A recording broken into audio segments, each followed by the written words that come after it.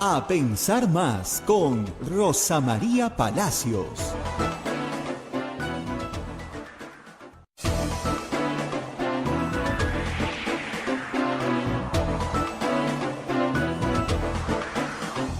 Señoras, señores, muy buenos días. Bienvenidos a Pensar Más con Rosa María Palacios desde Radio Santa Rosa para todo el Perú y el mundo. Y empezamos esta transmisión uniendo las señales de Radio Santo Domingo en Chimbote, Radio San Martín en Arequipa, Radio Cepagua Ucayali, Radio Quillabamba TV La Convención y Radio Madre de Dios en Puerto Maldonado.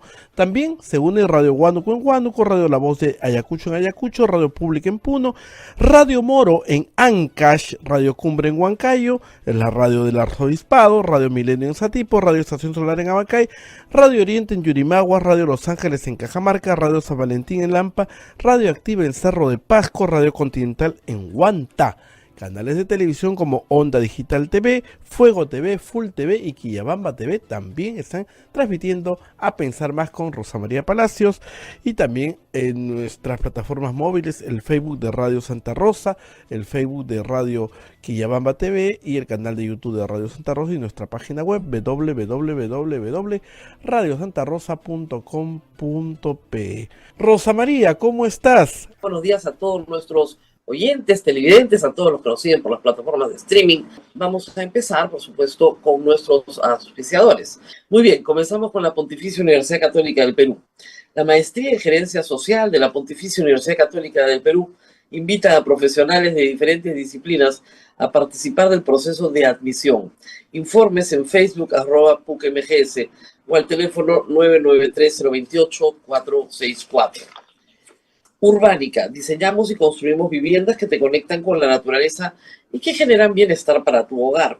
Si deseas conocer nuestros proyectos en Punta Hermosa y Miraflores, o si tienes algún inmueble donde quisieras construir, nos podemos asociar también. Escríbenos al WhatsApp 948-242-747 o 998-999-201. Y finalmente, ¿cansado de perder horas en la gestión de tus procesos contables, administrativos y financieros? Simplifica tus procesos y ahorra tiempo y dinero con ERP Contanet, el sistema 100% peruano que llevará a tu empresa al siguiente nivel. Visita www.contaperuglobal.com o llama al 914-749057. Muy bien. Efectivamente, también usted nos puede ayudar. Lo que tiene que hacer es capturar el QR que aparece en pantalla y hacer una donación a través de cualquier billetera electrónica. Y si no tiene billetera electrónica, no está viviendo en el Perú, pero nos escucha cada día, nos puede ayudar a través del sistema PayPal. Es muy seguro y muy sencillo. Hay que entrar a la página web de Radio Santa Rosa y ahí, siguiendo las instrucciones, nos pueden ayudar. Por lo cual estamos, por supuesto, muy agradecidos. Y bueno, Abel, efectivamente, hasta ayer tarde en la noche, muy tarde en la noche, se conoció finalmente la sentencia condenatoria contra Daniel Urresti. Ha sido un proceso larguísimo. 34 años después de la muerte del periodista Hugo Bustíos, se hace justicia. Y digo que se hace justicia porque desde que escuché el relato sereno, firme, de Margarita Patiño, la esposa de Hugo Bustíos, que ya falleció y que lamentablemente no está hoy para saber este resultado. Desde que escuché ese relato, que fue a las pocas horas de que Urresti juramentara como ministro del Interior en el régimen de Ollanta, que entendimos todos claramente que aquí había un asesinato que resolver y sobre el cual había que hacer justicia. Vamos a conversar de esto y vamos a explicar los antecedentes larguísimos de este caso, justamente con Charmelín Bustíos, a quien hemos acompañado durante todos estos años y la hemos visto como con muchos deudos de casos de violencia muy grave en el Perú, crecer en la pantalla, ¿no? A lo largo de muchísimos años. Por lo menos hace 10 años que estamos acompañando este caso, 8 o 10 años que estamos acompañando este caso. Charmely, muy buenos días y muchas gracias porque sé que ha sido una noche llena de emociones y nos puedas atender esta mañana. Gracias por estar con nosotros. Muchísimas gracias, Rosa María, por este espacio. Mi saludo y mi agradecimiento también por tu acompañamiento, porque has sido una de las periodistas que ha estado de manera consecuente, de manera permanente en ese acompañamiento y en esa búsqueda Desde que conversé con tu madre, con la de señora justicia. Margarita, sí, desde que eh, lo- conversé ¿Aló? con... Aló, sí, acá estamos, acá estamos. ¿Me Desde que oyes perfecto?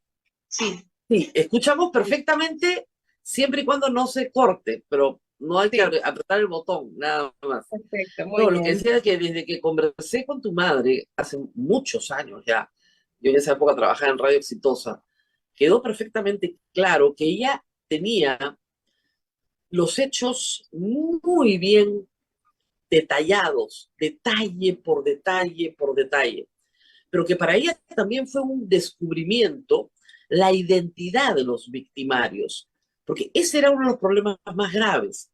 En esa época todos usaban apelativos, los años pasan, identificar a las personas es difícil, pero a tu madre no le quedaba ninguna duda que Daniel Urresti estaba en la base de Castropampa, que salió con la patrulla que se dirigió a matar a tu padre. Anoche se ha repetido eso. Así es. Cuando tú escuchaste a los jueces decir esto, pensaste por fin se hizo justicia con mi madre y con el relato que mi madre dio siempre, siempre sobre estos mismos hechos. Sí, realmente Rosa María, cuando escuchaba el nombre de mamá, era inevitable no llorar, porque finalmente el testimonio de mamá había sido valorado como correspondía. Y yo decía, mamá, se hizo justicia, se está valorando como es, porque si como abogada que eres, el testimonio de mamá tuvo una gran validez para los jueces, porque fue coherente, que no ha cambiado su testimonio, que ha sido de manera desde el principio de que pasaron los hechos hasta el último momento, mamá mantuvo su testimonio con los detalles, con lo más mínimo, y eso fue valorado, como también fue valorado el testimonio de mi hermano Hugo, y también valorado el testimonio del periodista Glaser Tuesta Altamirano, ¿no?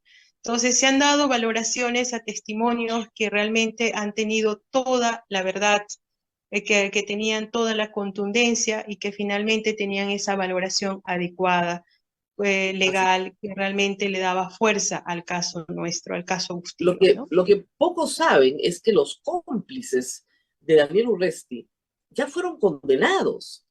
Es decir, ya hay condenados por este caso miembros de la misma patrulla, que además, hay que decirlo, tuvieron condenas, creo yo, benignas, pero por lo menos se acreditó que eran parte de la operación de asesinato. Eso también se ha valorado ayer. Así es, se ha valorado correctamente y ha quedado también determinado, si ya sin mayor duda, ni sin mayor dudas ni nada, la autoría de los militares, que también es un elemento que hay que considerar, porque tanto Daniel Urresti como el sentenciado Laver Hernández decían de que había sido sendero, y uno de los cuestionamientos que hacen los jueces dice, siendo ustedes servicio de inteligencia, ¿dónde está la investigación? ¿Qué pasó? Que ustedes no levantaron una investigación cuando se trataba del asesinato de un periodista. Entonces, ¿qué pasó? No existe esa investigación, no existe porque sencillamente no era Sendero Luminoso, sino eran los militares quienes habían cometido ese crimen, ¿no? Y también igual anoche fue narrado también la crueldad con que mi padre fue asesinado. ¿Cómo podíamos nosotros cerrar esa herida o ese capítulo con semejante impunidad, Rosa María? Por eso que nuestro derecho a hallar justicia era un derecho que no podíamos renunciar, pese a que contamos con un sistema de justicia bastante débil, bastante parcializado. Hablar de un caso que se hizo justicia 34 años después te habla del sistema de justicia que tenemos. Entonces, Realmente ayer la sentencia era de una manera tan detallada que no dejaba vestigios de dudas. Y claro, la defensa del señor Daniel Urresti va a apelar a la Corte Suprema con todo su derecho, lo cual él tiene, pero también nosotros igual vamos a ir a la Corte Suprema para que se ratifique esa sentencia, ¿no? Ni bien se emitió la sentencia, el señor Daniel Urresti salió esposado porque va a empezar con a pagar la pena que se le ha impuesto. El quantum de la pena, o sea, Sí, eso se esperaba 25 años, hay un exacto. resquemor en ti porque la Corte haya impuesto 12 años por coautoría. Eh, la verdad, uno dice, bueno, suena como benevolente, ¿no? Pero hay que pensar también, viéndolo quizás objetivamente, racionalmente, cuántos años tiene el señor Daniel Urresti. Si no me Claro, equivoco, está cerca de los 70 años y purgar cárcel hasta los 82, 83 años, para también envejecer así.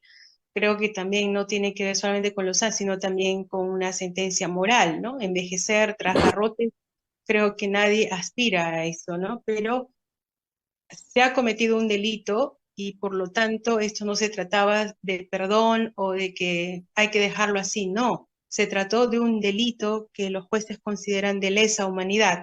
Por lo pues, tanto, tenía que pagar el responsable y se ha determinado la responsabilidad del señor Daniel Urresti en el asesinato de mi padre. No dejó dudas en ese sentido, lo cual yo valoro en gran manera y agradezco muchísimo, sobre todo al abogado Hernán Barrenechea, que de manera consecuente ha estado casi 7 años defendiendo este proceso y lo ha hecho de verdad con un trabajo impecable que debo reconocer y valorar en gran manera lo que él ha hecho, ¿no? Y a todos los organismos de derechos humanos, Rosa María, quiero destacar, hacer un punto aparte con ellos, porque si no fuese por el apoyo de la Asociación Nacional de Periodistas, de la Federación Internacional de Periodistas, de la Comisión de Derechos Humanos, de la Coordinadora Nacional de Derechos Humanos, sencillamente esto no podríamos nosotros hablar de justicia, porque este caso ha tenido no una, enésimas intenciones de que fuese archivado bajo 7 llaves y que no se consiga más nunca esas llaves, pero no, ha sido la perseverancia de una familia, el acompañamiento de los organismos internacionales y el acompañamiento de ustedes como periodistas, ¿no? De manera lo que que, mi lo que agradecimiento. sucede, lo que sucede es que, para que la gente entienda por qué han pasado 34 años, en los 80s, esto sucede en 1988 y 90s, toda la información sobre quiénes eran estos militares estaba prácticamente sellada. Era casi imposible conocer quiénes eran, porque usaban apelativos. El, Así, el drama de Hugo Bustíos es que él identifica al comandante de la base, le toma una fotografía. Careta así, sostiene que probablemente esa fotografía y esa identificación del comandante de la base Castropampa es lo que gatilla su sentencia de muerte en un asesinato planificado y organizado, no en un acto casual, sino en una planificación. Y en esa planificación participan una platulla, y Daniel Urresti, hay que entenderlo, era G2, él era el oficial de inteligencia en la base. Es imposible que se realice un operativo de asesinato planificado de un periodista dentro de esa base donde no participe el oficial de inteligencia. Eso no tenía ni pies ni cabeza desde el principio. así, Así es, o sea, seguíamos el caso paso a paso. Entonces, primero, tu madre tenía muy claro, y lo recuerdo, que Ojos de Gato era el militar que había participado en la ejecución, porque ese es el testimonio que le da un testigo, un campesino en la zona, que luego también es asesinado, porque asesinan al testigo. así Entonces, es. ella identifica a Ojos de Gato, conoce los rostros, pero no conoce los nombres, hasta que finalmente encuentran la identificación de uno, ese lleva a dos a un proceso, se les condena, pero en ese proceso identifican a recién Urresti. en ese proceso que arranca el 2007, 2008, 2009, 2010, recién ahí. Entonces, Urresti ha tenido, digamos, una impunidad total Exactamente, durante aproximadamente 15 años. así Y de es. ese proceso es que los jueces dicen, señores, acá hay alguien sindicado, empiece el juicio. Y el juicio Exacto. arranca en Ayacucho, el 2013, recién. Entonces, ese juicio termina viniendo a Lima, acuérdate tú, lo absuelven, la Corte Suprema declara la nulidad del proceso, vuelve a empezar y lo que estamos viendo es este resultado. Estoy haciendo la Exactamente. historia del juicio a brochazos para que la gente entienda por qué demoró tanto. Y la primera defensa de Urresti fue, yo no estuve ahí, Así acuérdate, es. yo no estuve en Castropampa, yo no Ujú. estaba ahí. La segunda era, yo no soy esa persona, ¿no es cierto? No me han podido ubicar ahí. Y poco a poco se fueron levantando, señor, usted sí estuvo ahí, usted es esa persona, usted fue parte de ese operativo, finalmente, hoy anoche, usted es coautor del asesinato de Hugo Hostios. Así es. Fue contundente porque de hecho ellos, los jueces manifestaron, el S2 era medular en el ejército, de manera que no puede sostener de que una de las mentiras también que decía Urresti era que él no salía de cuartel. Y eso los Sí, jueces anoche lo desestimaron, dijeron, pero ¿cómo que usted no, o sea, cómo que no salía? ¿Cómo que no salía si un servicio de inteligencia se camuflaba dentro de la gente para investigar quién era quién? ¿Cómo tú identificas desde el cuartel a un enemigo, Rosa María? Eso es algo inaudito, por sentido lógico, por sentido común, sencillamente pues uno saca una conclusión y dice, no puede ser así. Entonces, los jueces han ido como que desmenuzando prueba por prueba y también desmenuzando mentira tras mentira, y al final los testigos que decía que había declarado a favor de Urresti terminaron perjudicándolo porque, porque prácticamente sus testimonios carecieron de claro. validez por las contradicciones en las que cayeron la mayoría de ellos, ¿no? Bueno, que estaban mintiendo, o sea, Exactamente, así es. estaban mintiendo porque, a ver, de nuevo, el relato era muy contundente. Ahora, a partir del 2014, Urresti comienza a hacer una vida pública que no había tenido antes. Esta Exactamente, sí. vida pública es la que le permite a tu madre identificarlo desde el primer minuto, Así cuando es. aparece primero como un eficaz comandante que ataca al narcotráfico en Madre Mía, perdón, en Madre Mía no es otra, es en Madre de Dios, y a los pocos meses lo nombran ministro del Interior. El día que lo nombran ministro del Interior, justamente Glatzer Tuesta, a través de ahí de los reporteros, le recuerda a todo el país que este señor está procesado por Exacto. asesinato y siendo una grave violación de derechos humanos en el contexto de un conflicto armado interno, ese delito no prescribe. Eso es otra cosa que ha ayudado mucho a la causa, que este delito no prescribe, no prescribe, así de sencillo, aunque hayan pasado todos los años que han pasado. Y por esa razón no podía ser ministro del Interior. Exacto. Muchos desestimaron eso, Sí, muchos desestimaron eso. Tantos que Urresti ha sido candidato presidencial 2 veces, sí, candidato a la alcaldía de Lima 2 veces, con además perspectivas muy positivas.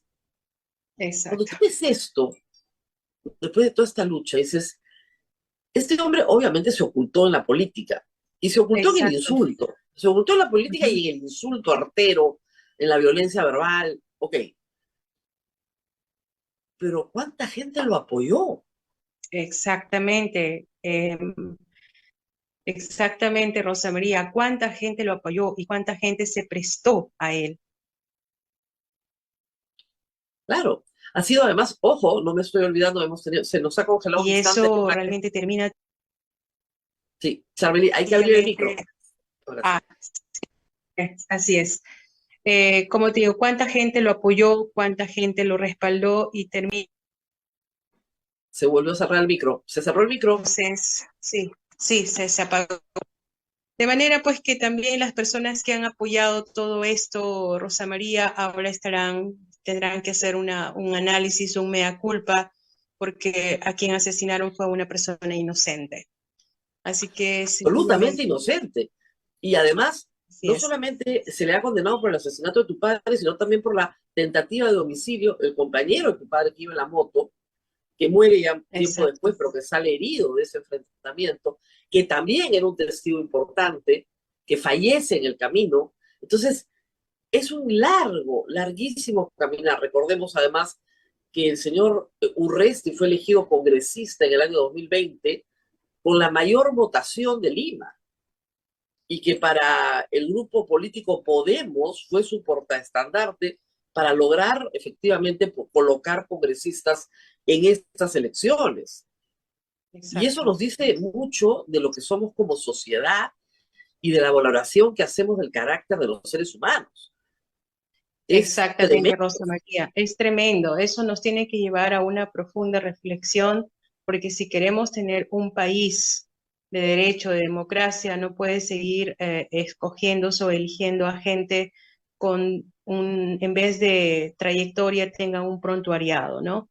Yo pienso Claro, que se debe reflexionar bastante sobre esto porque no estamos exentos de que nos pase una tragedia y a nadie le gustaría estar en los pasillos judiciales, Rosa María. Es doloroso, es muy, muy doloroso, eso literalmente te seca la vida y es algo que no se puede pasar por debajo de la mesa, de manera que yo reconozco y valoro mucho la lucha de mi madre, que durante 27 años fue la cara visible y que ahora ella lo está recibiendo de donde está. Y por eso mi emoción porque lógico. He Margarita, visto también Margarita, a tu tío, el señor Américo Bustíos, desde Huanta, al sí, lado del lugar donde falleció tu padre, haciéndole también un homenaje. Es evidente que justicia que tarda, siempre decimos, no es justicia. No es así justicia, es, pero, yo creo que en este caso ha sido largo, pero se ha hecho justicia. Y así es. recuerden ustedes, para mí es bastante claro que en el momento en que Urresti pasa a juicio desde Ayacucho, en ese momento él toma la decisión de hacer vida política. Antes no lo Así, había. Y esa exactamente. coincidencia no es casualidad, pues. Lo que Así es. buscó en la vida política fue una protección y una inmunidad para los hechos que lo condenaban claramente, aunque algunos no lo vieron tan claro. Yo lo vi clarísimo No, desde que habló tu clarísimo, madre, clarísimo, era clarísimo, clarísimo. clarísimo, clarísimo. Y de Hoy, hecho, ya, hoy ya no se atreve a decir que no estuvo ahí, hoy ya no se atreve a decir que no es él, que era lo exacto, que decía al principio, ese no soy yo y yo no estuve ahí. Ya, eso ya ni siquiera lo puede decir. Muy bien, ya Charmeli, no sé más. que ha sido una noche larga y llena Sí, de Rosa María, emociones. muchísimas Estuvo, gracias, gracias, gracias, Rosa María, te abrazo fuertemente, valoro tu acompañamiento, ha sido de manera consecuente. Y tu voz es importante, tu voz es muy importante, lo valoro y agradezco muchísimo y debo decir en este momento, en este instante, con el retrato de mis padres a espaldas, que pueden descansar en paz porque se ha hecho justicia. Así y es, los Rosa María. hijos, y los hijos también descansar un poco de Así, tanto, de tanto. cerrar Hay también nuestro... todavía, hay todavía una apelación. Es posible que le rebajen la pena, es posible sí, pero hay que decir algo. Es la misma Corte Suprema que declaró nulo el proceso anterior y dijo, no, señores, a este hombre se le vuelve a juzgar. Y se pidió que se vuelva a juzgar es porque la Corte Suprema había llegado a la conclusión de que esa absolución era manifiestamente injusta. Así Así que es. no creo que la Corte Suprema vayan a lograr una absolución. No, no, Tal por vez una consideración de la pena, pero nada más. nada más, así Nada es. De manera más. que nos queda todavía un camino más, pero vamos con esa confianza, esa fortaleza de que se va a ratificar la sentencia, estimada Rosa María. Así es. Así que Muy bien, confiemos y avancemos. así Muchísimas es. Y gracias. Muchas gracias a gracias. ti, gracias por darnos este espacio. Ha sido A ti, Charmely Bustíos. Patiño, hija de Hugo Bustillos, y Margarita Patiño, eh, personas que para nosotros, por lo menos la señora Margarita, muy cercana, porque realmente su primer testimonio fue absolutamente convincente de lo que había pasado en Ayacucho hace tantos años en Huanta, hace tantos años en la época más violenta de nuestra historia. Vamos a una pausa, a ver, regresamos con mucho más. Así es, Muchas Rosa gracias. María. Gracias a Charmely, que de verdad le hemos despertado porque ha estado hasta tardísimo. La sentencia fue a eso de cerca a la 1 de la mañana, Rosa María, y Sí, hemos sí, sí. estado pendientes, así es que le agradecemos bastante esta generosidad y como yo también, permíteme decirte, escuché esa entrevista que hiciste a la señora Margarita y me quedó más que claro, desde el primer día. Bien, eso es. Sí, Abel no me conocía y siempre me dice, Sí, sí, esa sí. entrevista que escuché, es que la voz de la señora Margarita se parece mucho a la voz de Charmely, pero era muy serena, muy firme, muy apegada a los hechos. Era un relato de hechos muy contundente, pero realmente muy contundente. El problema, para que se entienda bien, de repente la gente joven no lo entiende hoy, es que los oficiales del ejército peruano en zonas de emergencia no utilizaban su nombre. Ese es el problema. Entonces, hoy parece fácil, pero ¿por qué no los identificaron? No usaban su nombre. Urresti era el capitán Arturo. Acuérdense, Ollantumal era el capitán Carlos. Todos eran capitán otra cosa y no tenían otro apelativo que no fuera ese. Entonces, era muy difícil determinar la identidad. Tú decías, sí, lo han matado los militares, ya, pero ¿cuál militar? Los de la base. El ejército no te daba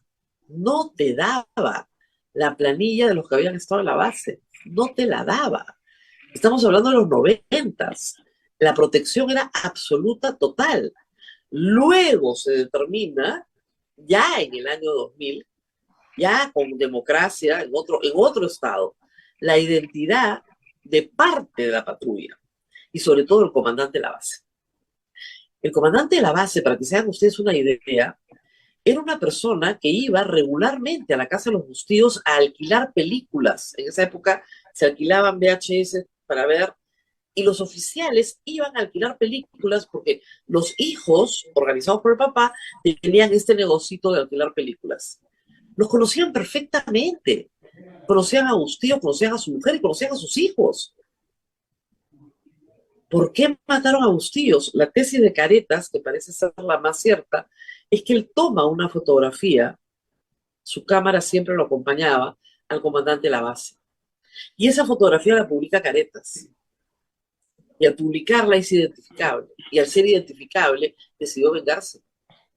Porque no querían que los periodistas identifiquen a los oficiales. ¿Por qué?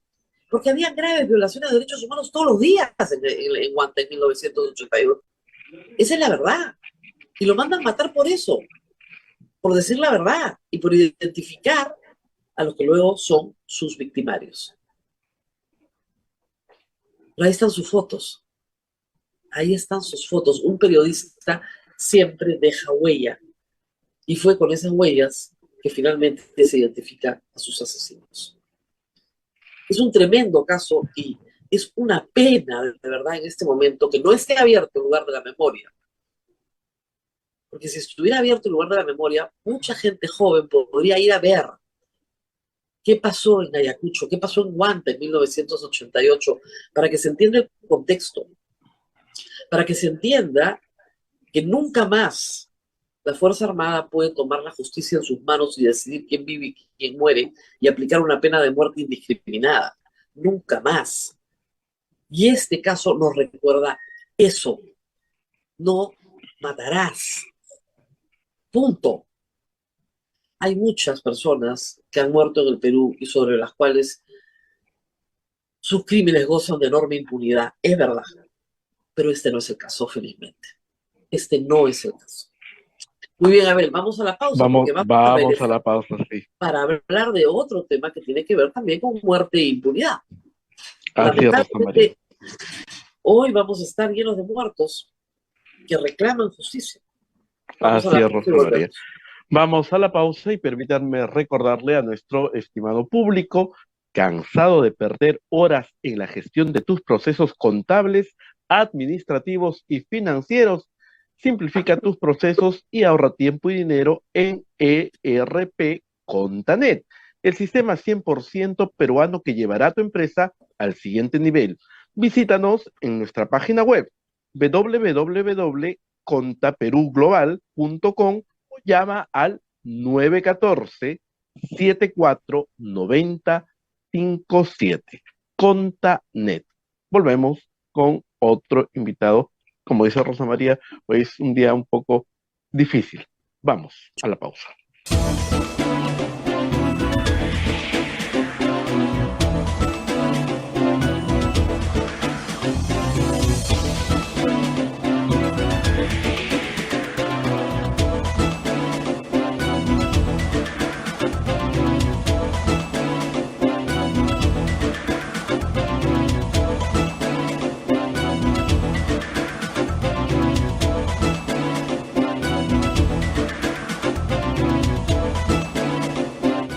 Continuamos con A Pensar Más desde Radio Santa Rosa para todo el Perú y el mundo.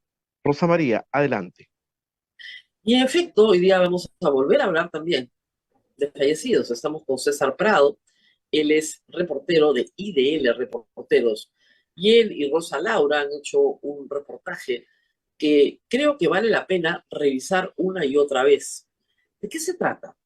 Como ustedes saben, el pasado 9 de enero murieron 19 personas en Juliaca, en el marco de las protestas contra el gobierno de Dina Boluarte. 19 personas muertas en un día, ese solo dato debería llamar poderosamente la atención. 19 personas, un policía y 18 civiles, que en teoría tendrían que haber estado poniendo en peligro los 18 civiles de manera real e inminente la vida de la policía.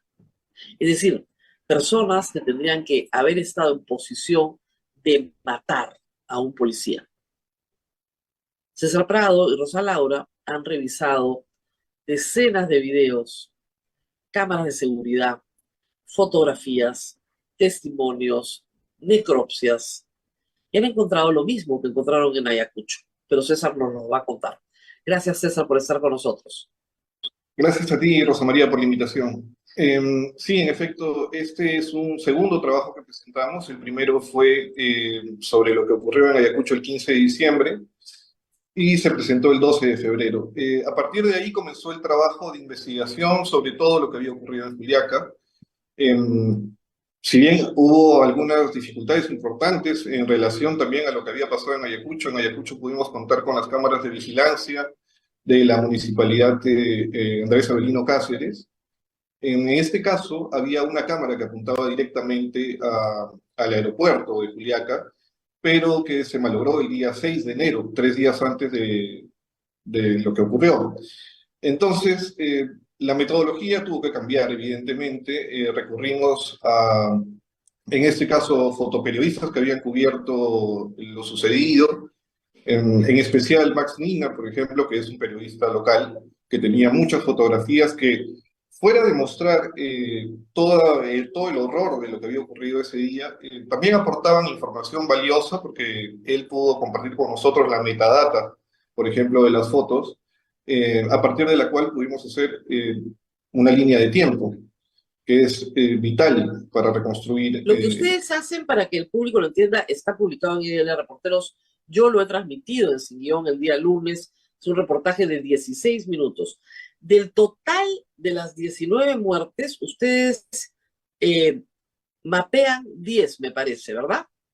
Sí, 10 de 19.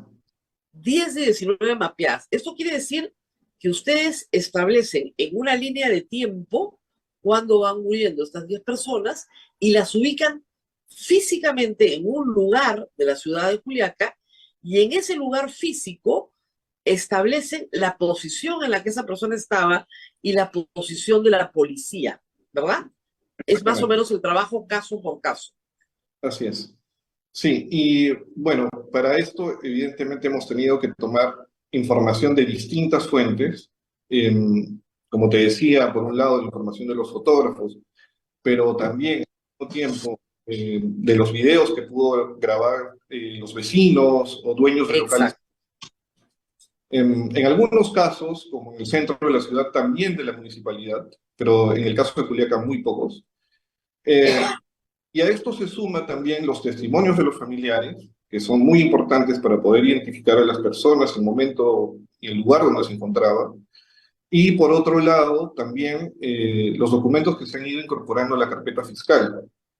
Esto sobre todo para determinar cómo es que está organizada la policía, ¿no? Si bien en el caso de Juliaca no se ha entregado un plan específico del mismo 9 de enero, sí hay documentos que refieren la ubicación, la posición y la conformación de las escuadras de la policía, tanto en el aeropuerto como en el centro de la ciudad. Documentos que usted presenta en el informe manuscritos. Sí. ¿Quién está dando cuenta ahí y a quién? Que no me queda muy claro. En el caso de Juliaca hay un documento que es esencial, que es una declaración que da el coronel Pedrera Ruiz, que es el jefe de la base de apoyo de la DINOES en el aeropuerto. Cuando los fiscales... Esa declaración la da ante el fiscal.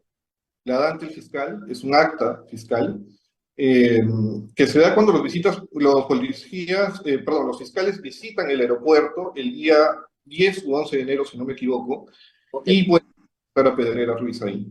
Entonces él informa de manera general cómo es que tanto personal de la DINOES como UCE fue trasladándose a Juliaca en los días previos y cómo es que se toma la decisión de organizarse ese día en escuadras de 9 y 10 efectivos a lo largo de la pista de aterrizaje en este aeropuerto Inca Manco Cápac, que por cierto tiene unas dimensiones bien grandes y muchos puntos que cubrir, ¿no? Y nosotros identificamos que la mayoría de muertes se habían producido en un sector que se llama umbral o cabecera 12, que es el que colinda con la Avenida Independencia, una avenida que además conecta a Juliaca con la salida Cusco.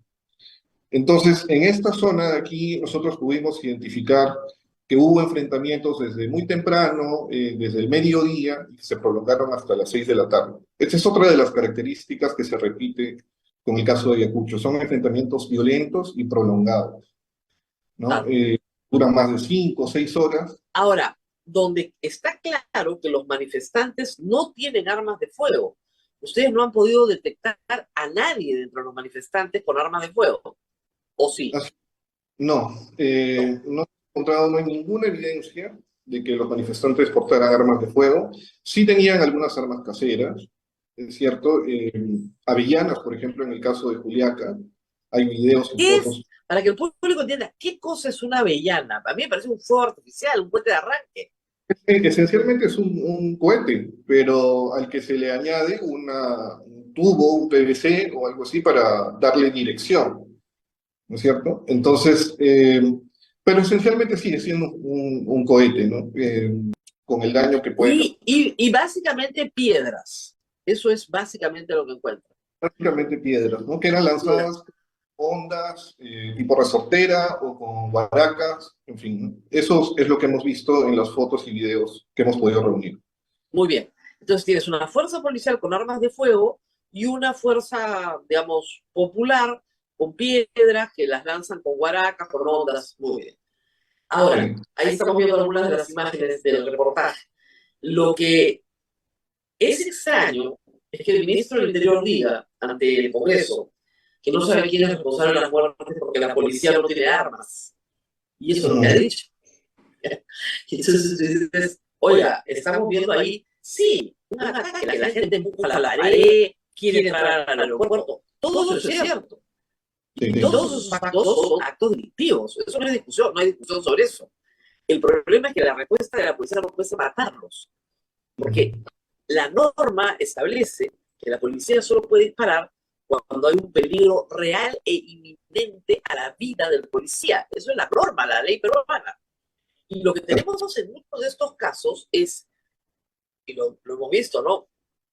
Hay un reportero filmando y cae muerto la persona que tiene a su lado, detrás de una pared. Así es. ¿Eso qué les indica a ustedes? ¿Que la policía estaba tirando a matar a quien tenía en la mira.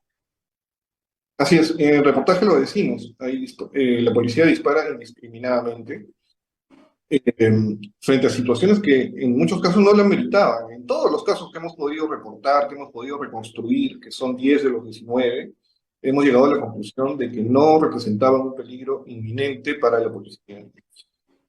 Ahora, esta información se complementa también con las necropsias y las pericias balísticas. Las necropsias informan acerca de la región en el cuerpo donde recibieron los disparos, que en todos los casos que nosotros hemos podido reconstruir, tanto en Ayacucho como en Juliaca, son en zonas vitales del cuerpo, tórax, espalda, cabeza, y por otro lado, las pericias balísticas, que han podido analizar, en algunos casos, proyectiles completos y en otros fragmentos, de armas que son, proyectiles que son compatibles con armas que usaba tanto el ejército en Ayacucho como la policía en Juliaca, ¿no? En el caso de Juliaca, que es el último que reportamos, hubo disparos de perdigones, pero también de proyectiles compatibles con AKM y con pistolas Sig Sauer y Pietro Beretta, que son los que utiliza y reportó la policía haber usado ese día. Ahora, ustedes han utilizado también la gráfica, está apareciendo en este momento, que es una herramienta muy poderosa para separar, digamos, en la escena a la persona que finalmente termina siendo víctima, ¿no? Esta gráfica no la utilizaron en el reportaje de Ayacucho, pero que creo que ha sido bien importante en este reportaje. ¿Por qué han añadido este elemento? Por la falta de más imágenes, supongo. Sí, nosotros teníamos evidencias de lo que había pasado segundos antes y segundos después. Como te había referido, en el caso de Ayacucho teníamos los videos de cámaras de vigilancia de la municipalidad. En el caso de Juliaca no, pero sí pudimos hacer una reconstrucción porque teníamos la información de los fotógrafos que estuvieron ahí, que, bueno, tú debes conocer esta frase muy conocida además de que cuando los fotógrafos están viendo algo, quiere decir que no lo están fotografiando, ¿no es cierto? Entonces, en muchos casos han podido ver cómo fallecieron estas personas, pero no han podido sacar la foto instantánea de cómo pasó. Pero su testimonio es esencial para poder reconstruirlo. Entonces, en esos casos, hemos recurrido a hacer estas gráficas a partir de estos testimonios, donde ha habido más de un testimonio, y bueno, creo que ha resultado bastante elocuente, ¿no? Para mostrar cómo...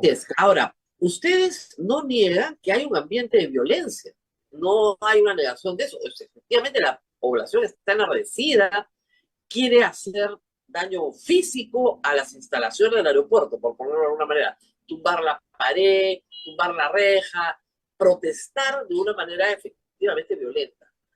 Pero en ningún momento se ve que vayan a matar a un policía. Sin embargo, en la noche esto cambia. Y un policía muere no de un balazo, sino de una pedrada, y luego, de acuerdo a la necropsia, se coloca su cuerpo al lado del patrullero y se incendia todo, seguramente para no dejar rastros, lo cual es absurdo, porque por supuesto que deja rastros. Sobre este incidente y sobre la detención de un ex policía como autor material del crimen, ¿qué han podido averiguar? Rosa María, pese a que, como bien dices, hay 2 detenidos por este hecho, pues, la investigación está lejos de ser aclarada, ¿no? Lo que tenemos es, por un lado, la necropsia, que indica que el suboficial Sonjo murió por un golpe contundente, probablemente de una pedrada, lo más seguro, y por otro lado tenemos la información que dio la policía sobre cómo ocurrieron los hechos ese día.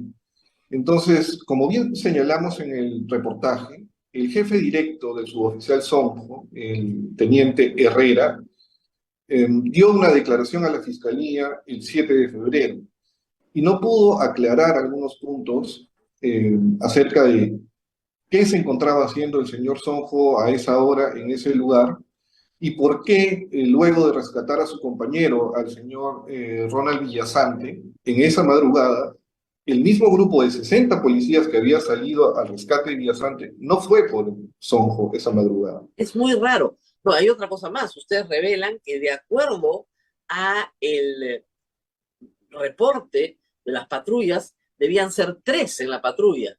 Y Claro. había uno que no estaba, eran solo 2. Y de Había esos 2, uno es rescatado por uno de los pobladores. Y Sí, por eso es que no le pasa nada. ¿Qué Villasanta. pasó ahí? Y como tú dices, hay 60 policías que salen al rescate. ¿Por qué? ¿Por qué mandan solos a 2 en una patrulla a una zona donde la gente estaba enardecida porque había 18 muertos? O sea, ¿en qué cabeza? Nada de eso se ha explicado. Todavía no se ha explicado, e incluso cuando se le comenzó a hacer ese tipo de preguntas al teniente Herrera, él abandonó la audiencia virtual que se estaba llevando a cabo y no volvió a conectarse. Entonces eso suma, digamos, a toda esta Claro, penumbra. porque la familia del señor Sonko tiene todo el derecho a saber si es que acá ha habido negligencia policial también.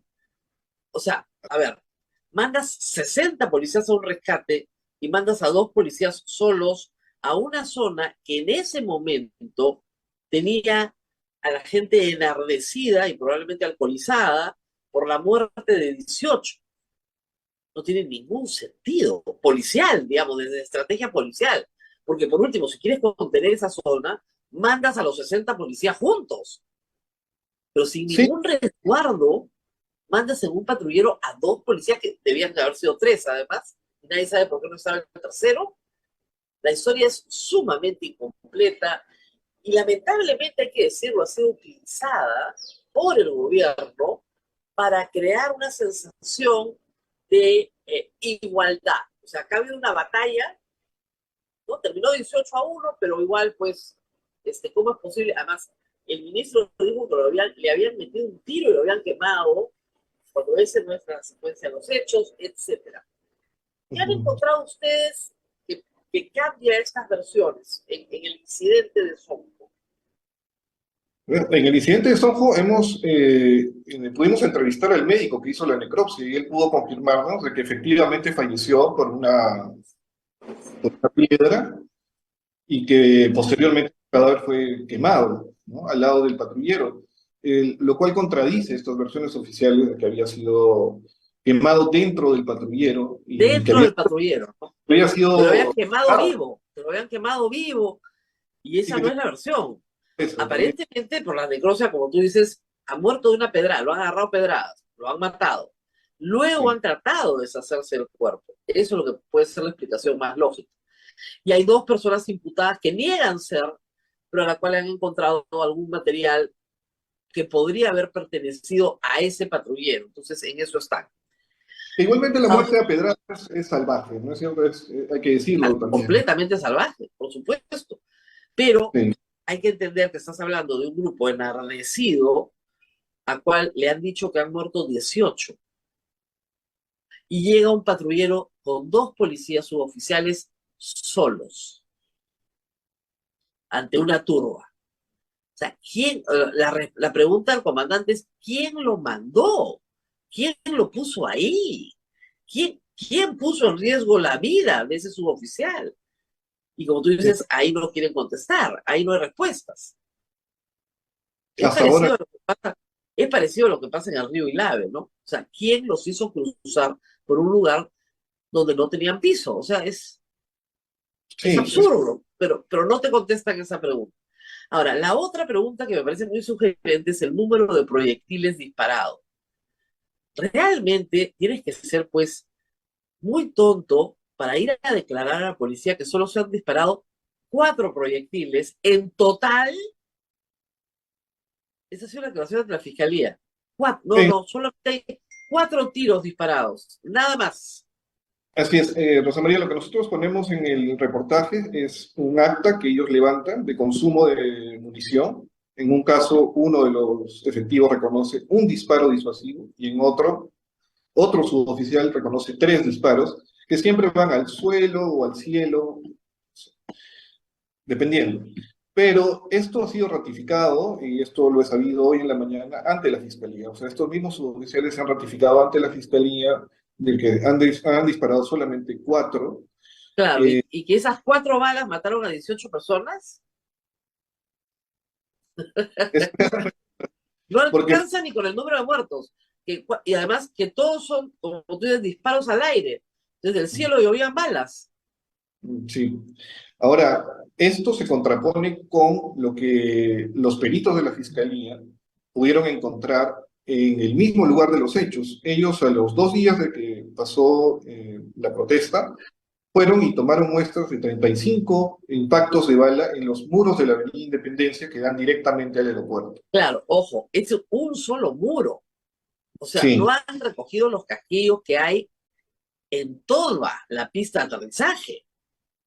De hecho, eso es muy extraño, porque habiendo 35 impactos de bala sobre el muro, casi no se han encontrado casquillos, ¿no? Lo que también da que pensar qué cosa pasó con los casquillos en la madrugada o al día siguiente, no se sabe. Pero el asunto es que son 35 impactos de bala que, sumados a los proyectiles o fragmentos de proyectil que se encontró en los cuerpos de los fallecidos, da 41, solo en el área del aeropuerto. Entonces, eso quiere decir que se han encontrado 10 veces más proyectiles de los que la policía declara haber disparado, ¿no? Claro, y eso es, ojo, un cálculo absolutamente conservador, porque hay muchos fallecidos que no tienen, ¿no es cierto?, solamente tienen impacto de entrada y salida, no tienen restos del proyectil, ni siquiera fragmentos. Entonces, estamos Ujú. hablando de 18 fallecidos, que tampoco pues 44 tiros dan. ¿Se dan cuenta? Para que tú mates a 18 personas, necesitas por lo menos 18 tiros fijos. Y eso es bien poco probable. Sobre todo porque la investigación determina que se disparó indiscriminadamente. De un grupo de gente parada, disparaban contra ese grupo, caía uno. Y lo vemos. O sea, las imágenes de ustedes son bien claras. Un grupo de gente parada y de repente, ¡pum!, ves que uno cae al piso. Sí. A ese fue el que le cayó Y, indiscriminadamente. y el aeropuerto y las zonas circundantes todavía son controlados por la policía y el ejército hasta ahora. Cuando Hasta nosotros vamos para hacer el reportaje, que fue hace 3 semanas aproximadamente, ellos se mantenían sobre la pista de aterrizaje, o sea que tienen, digamos, el control de la zona que debería ser investigada por la fiscalía, y que hasta cierto punto han podido recoger evidencia, pero que seguramente amerita una investigación más profunda. claro, pero a estas alturas no hay un casquillo, no hay un hueco, no hay nada. Y el problema es ese, la fiscalía puede tener la intención de hacer un peritaje, pero no encuentra, ¿no es cierto?, nada, porque ya todo ha sido levantado. Y por el otro lado, con lo que sí tiene, con lo que tiene de los cuerpos, seguir el rastro de esos proyectiles implicaría hacer un peritaje a las armas. Y, a ver, ¿la policía ha entregado las armas? No, no ha entregado las armas. En algunos casos hay actas en que incluso los fiscales entrevistan a jefes de unidades que señalan que ese mismo día algunos de los policías que cayeron heridos, porque fueron 70 los policías heridos, viajaron y algunos viajaron con sus armas a Lima. Entonces, bueno, no conocemos la serie de esas armas, no se puede hacer, como tú dices, esa comparación, digamos, con los proyectiles o los casquillos que se puedan encontrar en el Claro, terreno. y si tú no puedes unir al fallecido con el autor, porque no tienes ese vínculo, que es la bala, que es el arma, el peritaje del arma, no puedes individualizar a los asesinos, lo cual Así es. garantiza impunidad plena. No, pero estamos muy lejos de esto, Rosa María, porque como te informé al inicio de la entrevista, ni siquiera se ha entregado un plan de operaciones específico del 9 de enero.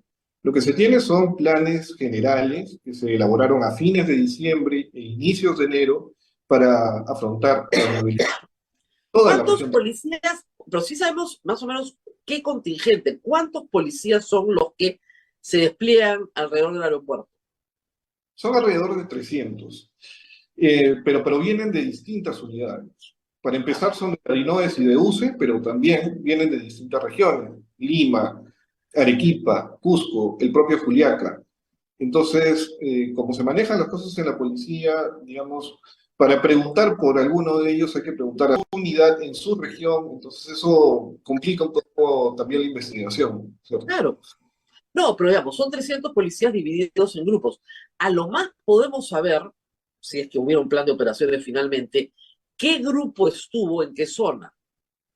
Sí, Y un contingente de 10 de este grupo disparan hacia allá.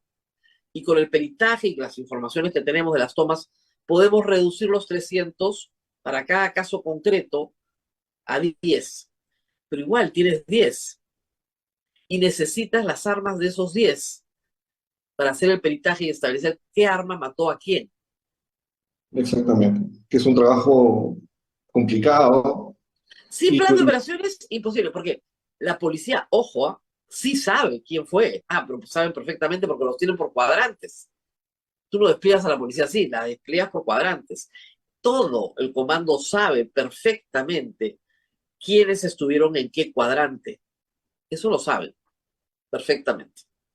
y hay que añadir otro aspecto, Rosa María, que este caso ya va en manos de 4 fiscales. O sea, en menos Ah, de meses está siendo investigado por 4 fiscalías distintas, ¿no? Hubo una primera que tuvo el caso, creo que 2 o 3 días, a cargo del fiscal Piri. Luego pasó a manos del fiscal Cayagua, un fiscal penal. Luego a manos de una fiscalía especializada en derechos humanos que se creó ad hoc en Juliaca. Y ahora finalmente va a pasar al equipo especial que acaba de nombrar la fiscal de la Nación, ¿no? claro, que va a trabajar desde Lima. Así es, ¿no? Desde Entonces, Lima. Impunidad garantizada por la fiscalía, pero garantizada. 4 fiscales en menos de 3 meses creo que es demasiado, ¿no? Y como decimos siempre, es tremendamente injusto. Hay una chica de 17 años que estaba Sí, con su familia, parada, con su familia. Ustedes la colocan en la avenida, parada con su familia. Pudo haber muerto cualquiera de su familia, además. Le tocó a ella. No había sí, hecho nada, no tenía nada que ver con el asunto. Era una activista protectora de animales, una chica de 17 años que la han matado en la vía pública por nada. Y ese crimen puede quedar impune, que eso es lo que me queda clarísimo del reportaje de ustedes, pero sí. clarísimo. Acá no Había, hay ninguna banda dum dum ni ponchos rojos. Acá es policía a la cual se le da la orden de disparar contra población civil, porque 18 fallecidos no son una bala perdida o un policía nervioso, porque esa es una posibilidad. El policía se puso nervioso, disparó, no pudo medir, ¿no? Bueno, ok, pasa, ha pasado. Un fallecido, dos, frente a una turba, puede ser. 18 fallecidos, y muchos de ellos menos espectadores, estamos hablando de otra cosa. sí, en el caso de Yamilet ella había comenzado a estudiar una carrera de psicología en una universidad de Cochabamba en Bolivia y bueno, estaba pasando sus vacaciones con sus papás cuando ocurrió esto y hemos visto efectivamente que la pericia balística indica que recibió un disparo eh, de una bala de 9 milímetros, que es compatible con Pietro Beretta o Sig Sauer, que es la que estaba utilizando la policía ese día, y ella se encontraba a 1 cuadra y media de la pista de aterrizaje. No estaba tan cerca tampoco. Claro, y estaba con su familia como espectadora, ¿no? Sí, Y de repente ustedes la colocan en una avenida donde claramente está a mucha distancia del lugar de los hechos y ha podido caer muerto cualquiera de los que estaba con ella. O sea, así, hay este reportero que está, digamos, detrás de un muro y el que está al lado de él cae. Ha podido caer él, porque sí, se ha disparado indiscriminadamente, no contra alguien que está corriendo, ¿no es cierto? La escena que presentan en Lima es un policía que está enfrentando a un manifestante que tiene una molotov y se la va a estrellar en la cabeza. Ya, eso no se ha visto acá. Sí es daño a la propiedad, por supuesto, violento. Y sí es un crimen. Eso hay que repetirlo una vez. Por supuesto que tumbarte un muro de un aeropuerto es un crimen, tienes que ir preso. Sobre detenidos ese día, César, ¿qué sabemos? hubo detenidos, pero no tenemos el número exacto de detenidos que hubo ese día, pero fuera de eso, justamente quería mencionarte este tema, creo que lo has hecho antes en tu programa, Hace unos pocos días hubo una protesta masiva en París, en Ah, sí, Francia, a raíz justamente de un recorte pensionario, y hubo una cantidad importante de detenidos sin un solo muerto, ¿no? Entonces, y la protesta fue violenta, fue sumamente violenta. violentísima, quemaron carros, rompieron vidrios. Además, violenta, millones de personas salieron a la calle. En total, en todos pueden sumar millones. Es una protesta violentísima. 200 detenidos, por supuesto. Ni un solo muerto, porque la policía no sale a matar. Ese es el tema central que lamentablemente hemos tenido que volver a explicar. Yo estaba segura que vivía en un país civilizado, pues eso ya se conocía, pero parece que no se conoce. No se conoce ni en la policía. Y claro que la policía sale herida, sale golpeada, porque se golpea con la gente, porque tiran piedras, porque caen vidrios, porque hay cortes, Sí, sale golpeada. La de Francia y la de Perú, pero no sale muerta. Puedes Es- vivir. Ese es el tema acá. Pero sí. lamentablemente, tanto en el caso de Ayacucho, como en el caso de Juliaca, como otro caso que ha reportado muy bien también Llovera, en Andahuaylas, en Apurímac, perdón, acá hay órdenes, o sea, un pelotón de policías que comienzan a disparar contra un camión lleno de gente, la gente está dentro del camión, no la ven, eso es una orden, eso es una orden. Y eso es lo que no se está entendiendo en el Perú. Aquí han habido órdenes para disparar indiscriminadamente, caiga quien caiga. Y de esa manera conseguir el objetivo que finalmente se ha conseguido, que es parar la protesta. Porque finalmente la gente no quiere morir. Lógico, no quiere y no tiene por qué morir. Sí, lo que nosotros hemos identificado son patrones, tanto en Ayacucho como en Juliaca, que la policía y el ejército, en El Ayacucho, ejército, hay que decir algo, el ejército en Ayacucho, las tomas que tú ves en Ayacucho, no sé si tienes la misma sensibilidad que yo creo que la policía dispara al bulto, los militares no. Los militares disparan directamente a un objetivo que tienen en la mira. Tienen una manera diferente de disparar. sí, Y es impresionante las tomas de Ayacucho, si no las han visto. Es impresionante cómo, por ejemplo, le disparan a un chico de 15 años que está saliendo del cementerio. El, el, el tiro es mortal instantáneamente. Y así son sí, todos. con el añadido simbólico, Rosa María, de que esos hechos se produjeron a unas cuadras del conocido cuartel Cabitos, hoy llamado Fuerte Domingo Ayarza, que fue un escenario de tortura y muerte en los años 80 y 90 en el país. Y que, bueno, ha sido lamentable que los militares hayan salido ese día a contener las protestas y de este modo, ¿no? Y sobre todo en Ayacucho, donde hay mucha sensibilidad en torno a En ese tipo. Ayacucho se avanzó bastante bien, la fiscalía estaba avanzando bien y le han quitado el caso.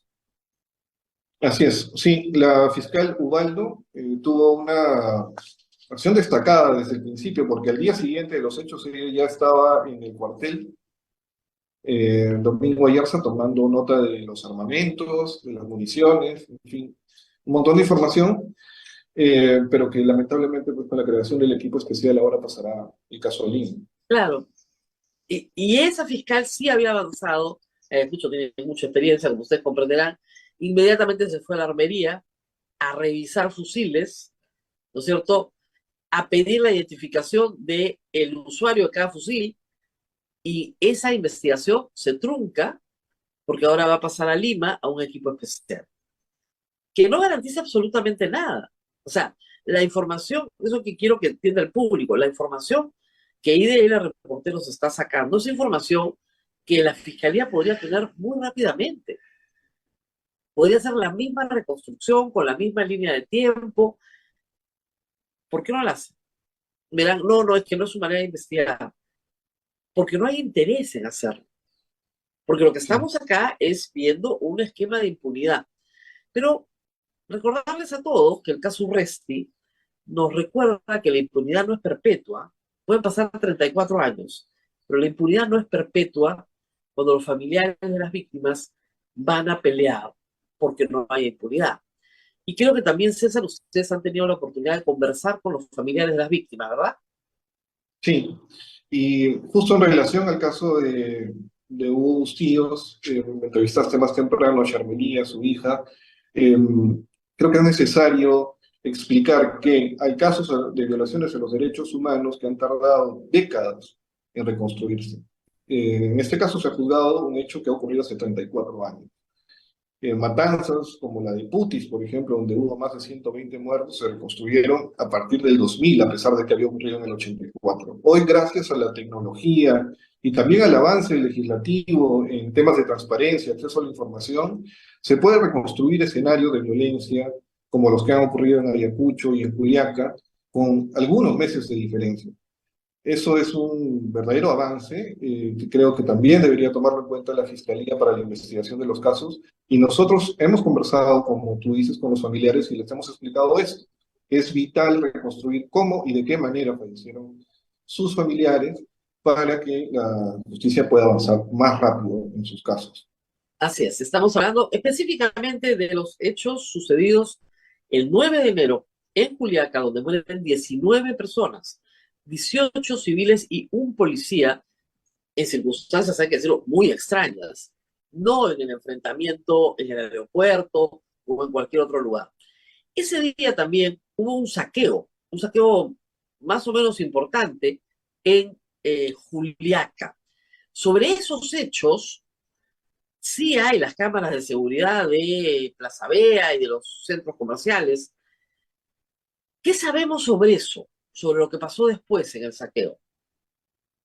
Sí, efectivamente hubo un saqueo en Plaza Vea del centro comercial Real Plaza. Nosotros pedimos los videos al grupo Intercorp, que es el dueño de estas instalaciones. No nos lo dieron.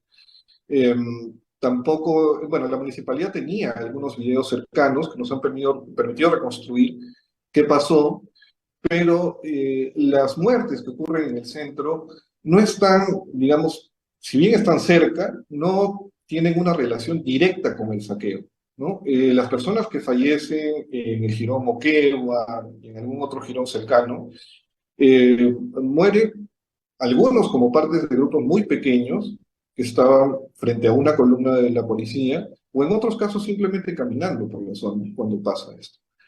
Entonces, claro, se ha querido asociar al saqueo, la muerte del centro, Exacto. pero lo que nosotros hemos encontrado es que no existe una relación directa. Puede que alguna de esas personas o grupo de personas hayan transitado, hayan participado y luego transitado por esas calles, pero no, digamos, las muertes no se producen en el centro comercial ni en alguna calle directamente aledaña, sino a varias cuadras del centro comercial. Hasta ahora es muy difícil entrar a Juliaca para cualquiera. Había un paro, cualquier persona foránea es inmediatamente identificada. ¿Cómo ha sido para ustedes realizar la investigación en esas condiciones? Bueno, de hecho, con nosotros hicimos el viaje, como te había mencionado, hace 3 semanas. Todavía había problemas para acceder a Juliaca. Evidentemente el aeropuerto no funciona, entonces hay que tomar la carretera de Arequipa a Juliaca y en el camino te puedes encontrar con muchos piquetes que pueden retrasar muchas horas el viaje. En nuestro caso nosotros debíamos llegar en 5 horas, llegamos casi en 10. Entonces, y bueno, y la zona de alguna forma está controlada por el ejército, pero los manifestantes se mantienen y siguen haciendo piquetes en la carretera, y en fin. Pero esto es solamente la puerta de ingreso hacia la región de Puno. En otras zonas de Puno la situación es mucho peor, ¿no? Se encuentran varias provincias totalmente paralizadas, no hay control y permanentemente hay bueno, pequeños grupos que organizan marchas hacia Puno, hacia Juliaca y desde ahí hacia Lima. Entonces yo creo que la situación está lejos de controlarse en Puno No, todavía. muy lejos. Digamos, la demanda central es la renuncia de Dina Boluarte y la convocatoria a un proceso electoral, ¿verdad? Estamos en esa etapa. Y por supuesto, justicia para todos estos fallecidos. Exactamente, o sea, eso pasa no solamente a nivel de Puno, lo que hay que poner en contexto las cosas. Cuando las protestas se empiezan a producir después de la juramentación de Dina Boluarte, lo que pasa en Abancay con los 7 muertos tiene un efecto sobre Ayacucho. Es parte de su agenda. Y a su vez, lo que pasa en Ayacucho pasa a ser agenda de los de Puno. ¿No es cierto? Entonces, y así ha ocurrido con las 49 muertes que hay hasta ahora de civiles a raíz de la represión que ha habido de parte de este gobierno. Entonces, de alguna forma, la violencia, como se ha dicho siempre, genera más violencia. Ahora, Y sobre la organización, dado que ustedes están allá, el gobierno ha señalado que hay una organización que responde a los intereses de Pedro Castillo, ha dicho manotazos de ahogado desde la DIROES, bueno, Dina Boluarte ha dicho de todo, balas dundum, ponchos rojos, avalancha en el aeropuerto, es decir, cualquier cosa, y hasta la prensa extranjera, que es lo más grave. Pero en el caso último, ya, de las últimas 2 semanas son, ¿cómo dijo? Prácticamente la gente se mató entre ellas porque ha sido, digamos, asusada o movilizada por Pedro Castillo. ¿Qué evidencia han encontrado ustedes de eso en su viaje a Puno? en nuestro viaje ninguna evidencia que asocie estos hechos directamente con Pedro Castillo. Evidentemente existe organización a nivel de las asociaciones, tanto de comerciantes como de artesanos, de campesinos, en fin. Ellos recolectan fondos para poder trasladarse desde las provincias hasta Juliaca, pero no encontramos ni influencia por parte del entorno de Pedro Castillo, ni tampoco con los bolivianos, como también es que se ha mencionado en el caso de Juliaca. Claro, Eh, claro, tendríamos que investigar mucho más ese aspecto, es cierto, pero lo que nosotros hemos encontrado en el terreno y conversando con la gente, no solamente con ellos, también con la fiscalía, en algunos casos con policías, en fin, no tenemos evidencia de que haya habido alguna influencia. tú podrías decir que es una organización comunal, local, gremial, si quieres, pero que no sale de las fronteras del Perú e incluso que no sale de las fronteras de la misma región. Ujú, sí, en el caso de Puno es así, sí. Claro, Ahora, claro, y no hay ninguna presencia ni de Perú Libre, ni de Nuevo Perú, ni de un protoproyecto político de Pedro Castillo.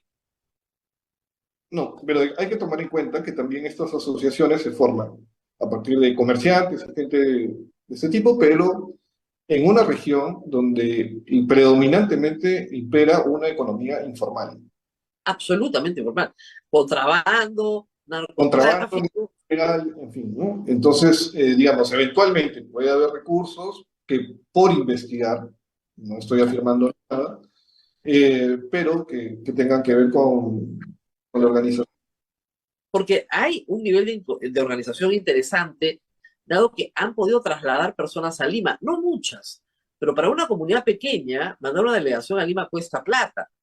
Incluso se calcula que vinieron a Lima unas 2.000 personas en esta famosa toma de Lima. Para una ciudad de 10 millones de habitantes no tiene mucho impacto, pero para una comunidad o para un conjunto de comunidades pequeñas sí lo tiene, ¿no? Y esas personas fueron detenidas en San Marcos, etcétera, etcétera, pero son personas que vienen básicamente de la región Puno.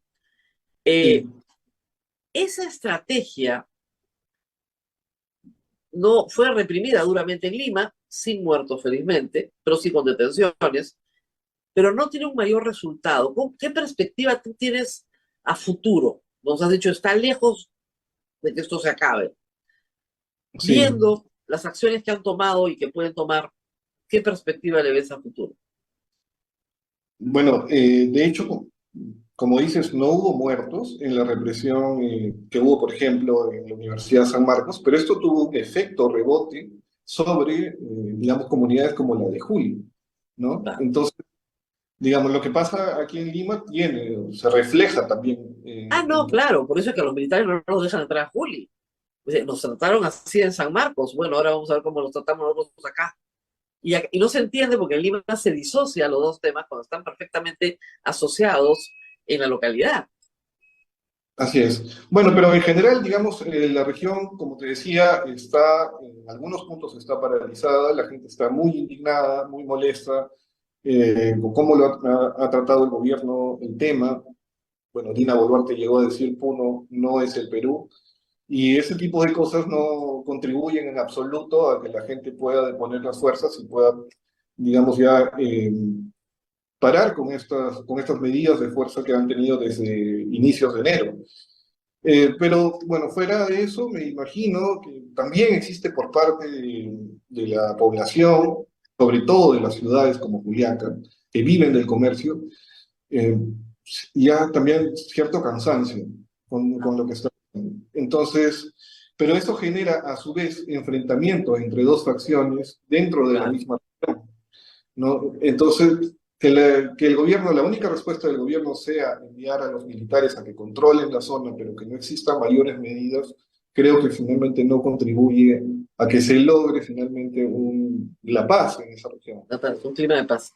Muy bien, muchísimas gracias a César por este largo trabajo, porque es un trabajo muy minucioso, demora mucho tiempo, y es bueno que haya grupos como Dina Reporteros que tengan el tiempo para hacerlo, ¿no?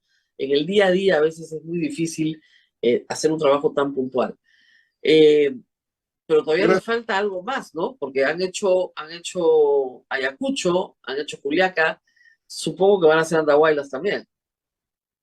Espero, espero que podamos hacerlo. Ha pasado ya algunos meses, pero creo que vale la pena el esfuerzo siempre.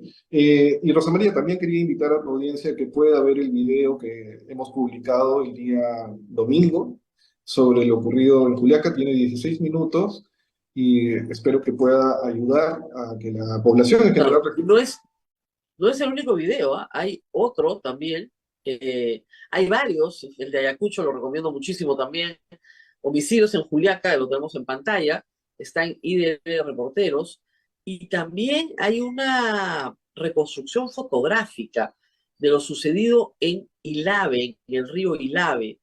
Y el testimonio, que yo creo que es un testimonio bastante balanceado, de un oficial de la Fuerza Armada sobre lo sucedido en Ilave.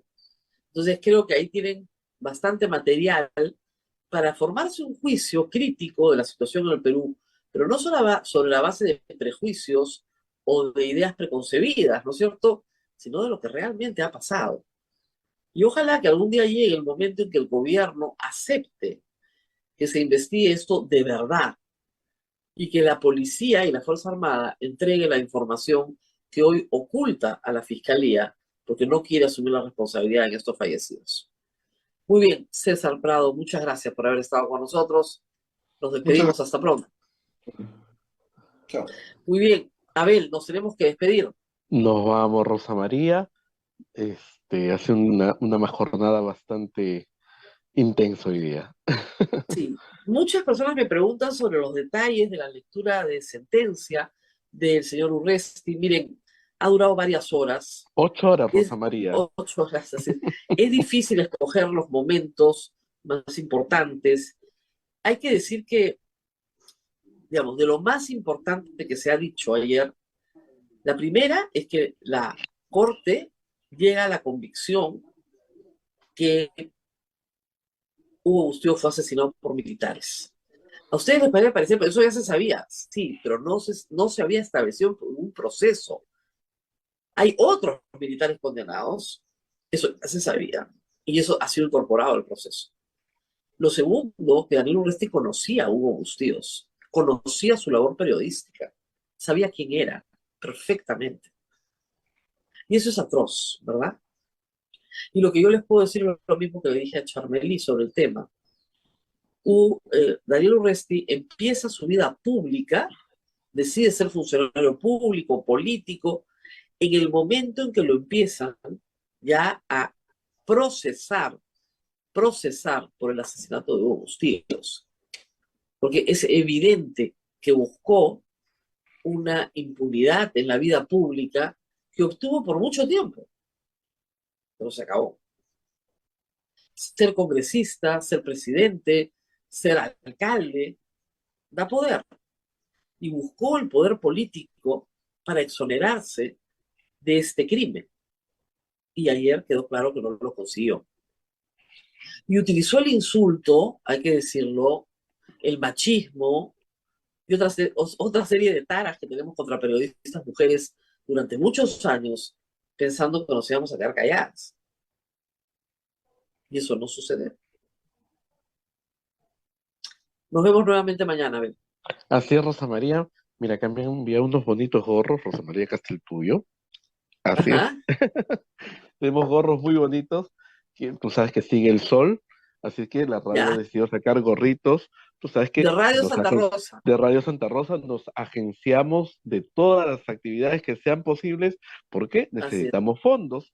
A 13 soles, acá está mirando 13 gorritos soles, rojos, baratísimo, sí, tremendo gorro. baratísimo y de buena calidad para que usted pueda protegerse del sol. Ahí estamos con nuestro gorrito. Muy bien, así es, Rosa María. Así que pueden venir, Girón Camalá 158 Lima. Ajá. Así es.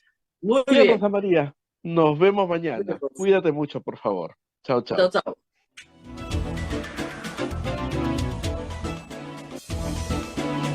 Hasta aquí, A Pensar Más con Rosa María Palacios.